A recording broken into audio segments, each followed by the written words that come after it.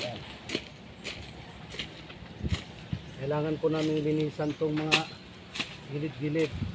Kasi ano po kami, mga kalahating buwan po hindi kami nakadalaw dito sa lupa ng tatay ko.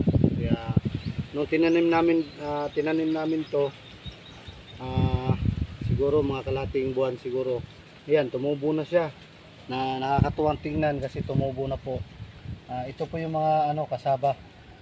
Ang tinatawag natin kasaba o balanghoy sa Bisaya. Tapos tumubo na po. Marami po ito papunta sa baba. Nililisan ko yung nasa ilalim kasi po para hindi po siya nag-aagawan ng vitamina ng lupa. Nilinisan namin itong mga ganito. Buhay probinsya, buhay bukid po tayo mga idol. Ito po yung ginagawa namin dito. Pag wala po kaming pasok sa naapakan mo. Ay. Patay. Okay, nabali nabali na noon siya. Kaya naapakan tuloy. Napakalawak pa ng dinisa namin, no? Kasaubos ni ay. Yan. Ganito kasi tinatanggal natin to. Mga ganyan. Mga ganyan para hindi po siya dumami. Yan. Ito po dito.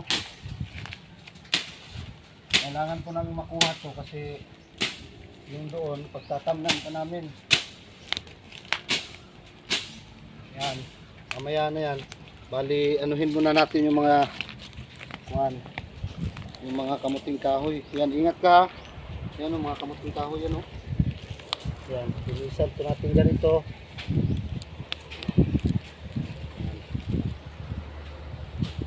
Yan po.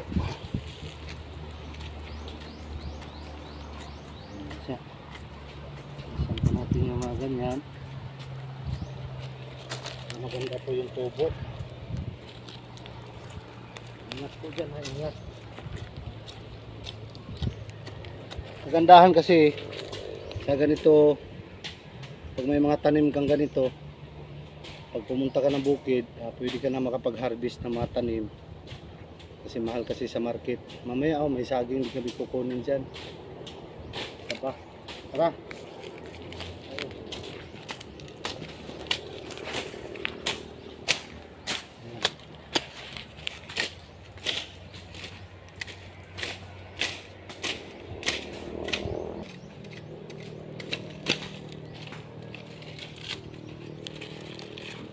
Natin yung mamaya. Nakaayos yung camera natin. Tapos tinisan natin itong mga ganito. Kukunin natin to para maganda yung tubo.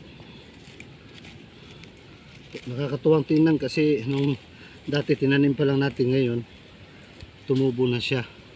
Sana ganyan din ang pagtubo natin sa pagbablog natin. Kaya engagement daw ang sabi nila. Totoo nga naman, engagement po ang key, no? Pag tumubo, mamumunga. Kaya sipag lang talaga tayo sa pag-engage. Kaya pa-support naman po mga idol at papalo. Medyo umuulan ngayon. Pero sige lang. Ang importante, madidiligan yung natin, yung mga tanim natin sa bukid. Tapos yung ganito, kukunin ko to para hindi siya dumami. Para maganda siyang tingnan. Sana supportahan nyo po kami sa mga content namin na maipapakita namin sa inyo kasi nalagay, organic na tayo nito eh. Lahat ng mga gawain po natin pinapakita mo namin sa inyo, yung mga buhay probinsya ng ating mga kababayan. Yan, totoo po yan, no? Napakahirap sa bukid, kaya mag-aral ng mabuti sa mga anak. Mag-aral po ng mabuti kasi ang hirap ng ganito. Pero tayo na lang yung magsasakripisyo para sa mga anak natin. Hindi matulad yung mga bata. Kaya mag-aral ng mga mabuti. Alright.